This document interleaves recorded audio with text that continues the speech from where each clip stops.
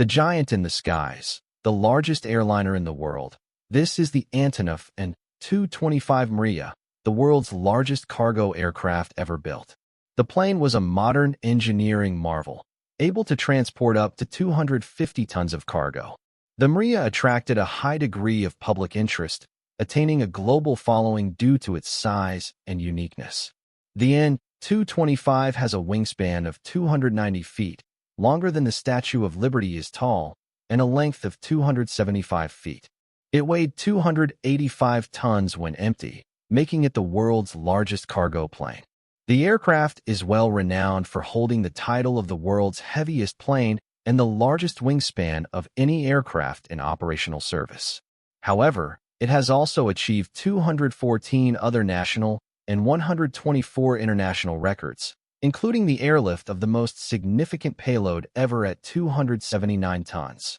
Today we will be exploring the legend of aviation. The An-225 was initially intended to take the Soviet brand space shuttle back from its landing site to the Baikonur spaceport in Kazakhstan. After the end of the space program, Antonov Airlines converted the An-225 into a cargo plane. The Antonov An-225 Maria was designed and manufactured by Ukraine's Antonov Design Bureau, ADB. It made its first flight on December 21, 1988. The An-225 rose to be the workhorse of the Antonov Airlines fleet as it began carrying cargo that was once thought impossible to move by air, including 130-ton generators, diesel locomotives, and wind turbine blades. Let's take a quick look at the aircraft. This is the fuselage, which is the body of the aircraft. Here is the cockpit located just above the main cargo bay to ensure the aircraft has as much capacity as possible for carrying cargo. You must ascend a ladder to enter the cockpit because the main deck is reserved for the cargo bay. Usually, the An-225 has 6 crew, including a pilot, co-pilot, navigator, radio operator, and 2 flight engineers. Down here are the aircraft's landing gears. The An-225 Maria had a landing gear setup comprising 32 wheels, some of which could be steerable. The twin nose gear units having 2 wheels each could kneel to facilitate more effortless loading and unloading of cargo. The main landing gear consisted of 28 wheels, 7 pairs on each side, 4 of which were steerable.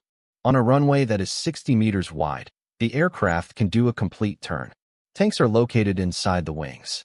The tank capacity is 365 tons. 18 integrated wing tanks hold the fuel. The aircraft has an 18-hour flight time and can go over 15,000 kilometers. For a cruising flight, the fuel consumption rate is 15.9 tons per hour. The aircraft can fly for around 2 hours without refueling when fully loaded. The nose of the aircraft is a cargo door, which allows maximum loading size of cargo. The upper deck with a cockpit, crew rest cabin, and cabin for accompanying personnel, and the lower deck is the cargo compartment. It also has an aft cargo door. Right here is the cargo room. The cargo compartment measures 43 meters in length, 6.4 meters in width, and 4.4 meters in height. Since the cargo area is pressurized, the An-225 can transport several types of cargo. The cargo area can accommodate up to 16 standard containers, roughly 80 passenger cars, or even big trucks. The interior has enough room to fit a Boeing 737. Let's take a look at cargo handling. For loading cargo, first the nose gear has to be retracted. The front of the aircraft kneels. To stabilize the plane added additional support struts. The 175-ton nose gear is now fully retracted and suspended slightly in the air. The Antonov 225 is now supported only by the struts. Then a ton-like cargo loading ramp unfurls. Then multiple sections of a track system were assembled. Next, they add skids on the track that will maximize the friction between cargo and track. Subsequently, the heavy cargo load will be placed on these orange skids with the help of mobile cranes. Once the cargo is placed on the way, the load is attached to a steel rope connected to 2 cable winches. Centimeter by centimeter, they pull the load into the aircraft. 2 crew members on board make sure the cords are evenly distributed on the spool. The string has to wind evenly. Once the cargo reaches its desired location, the track system is dismantled and the nose door will be closed. The interior of the cargo hold comprised the main cargo deck, featuring a built-in crane capable of moving a 33-ton load.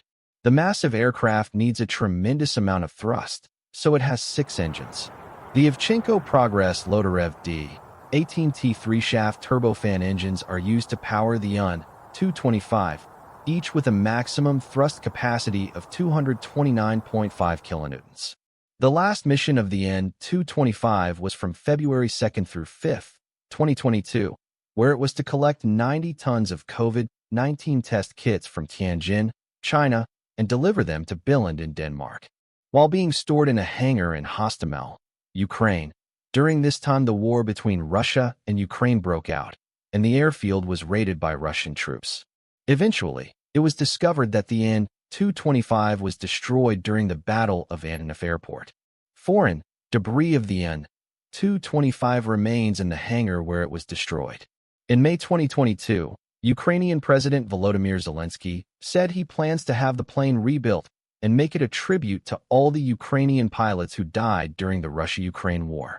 The Antonov An-225 is such a phenomenon. That is why it is no surprise that aviation fans around the world frequently visit airports to observe the plane's scheduled arrivals. If you enjoyed this video, hit that subscribe button and the bell so you're notified when I make a new video. For more updates and suggestions, check out social medias. Thank you for watching this video. I hope you learned a lot, and I will see you next time.